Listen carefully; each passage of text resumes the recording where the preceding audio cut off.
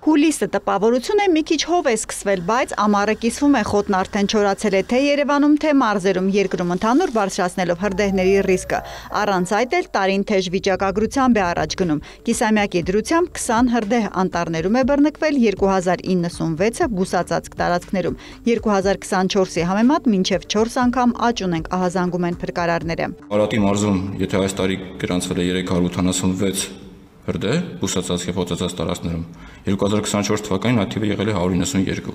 երկու անգամ ավելացել է։ Օրինակ, Տավուշի մարզում այս տարի գրանցվել է 281, անցած տարի 72,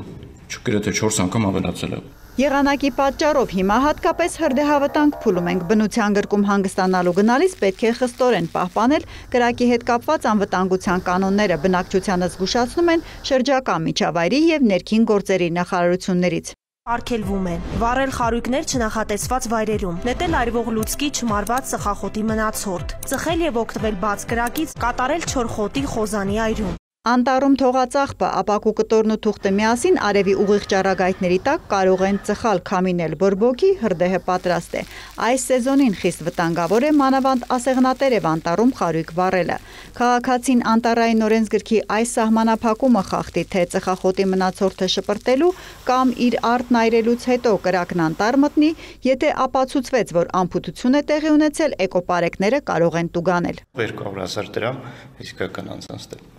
Սարերում խոթունձի փուլն է, չոր դեզերը ճիշտ կլինի շուտ հանել անտառներից, հակերը պահեստավորելիս էլ անվտանգ տեղ ընտրել։ Այս խորհուրդն էլ անասնապահների համար է։ Փորձը ցույց է տալիս գյուղացին հաճախ սխալվում եւ ինքն է տուժում եւ կրակն է մոտակա անտառ մտնում։ Խոտի դեզերը, որ կուտակում են տանիքների տակ կամ էլեկտրական հոսանքի լարերի տակ, քամու հետևանքով հրդեհի բռնկումը անմիջապես հնարավոր է, որից հնարավոր է նաև տարածում դեպի անտառային հողեր։ Փրկարարների հետ միասին արդեն նաև էկոպարեկներն են պատասխանատու, որ անտառներում հրդեհ չլինի։ Կրակը պարզվում է բուսական եւ կենդանական աշխարհին շատ ավելի մեծ վնաս է պատճառում, քան ծառահատումները։ Այնպես որ իրազեկմանը զուգահեռ ծառայությունը նաև աշխատանքային հատուկ պարագաներ, կրակմարիչ, քլունգ, բահեր է ձեռք բերել։ Առաջին անգամ նաև հրշեջ մեքենաների համար անհասանելի վայրեր, անտառի խորքեր հասնող տեխնիկա։ Սյունիքի մարզային վարչությունը ապահովված է արդեն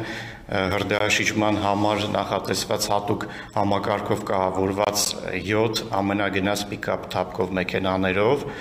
ուրեմն համակարգը բաղկացած է 500 լիտր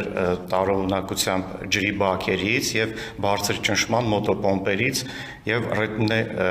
խողովակներից։ Էկոպարեկները մինչև տարեվերջ կունենան նաև անտառում ծխի տվիչներով ու դրոններով հրդեհի վաղ հայտնաբերման համակարգ։ Հերմինե Բաղդասարյան, Սեյրան Անտոնյան լուրեր։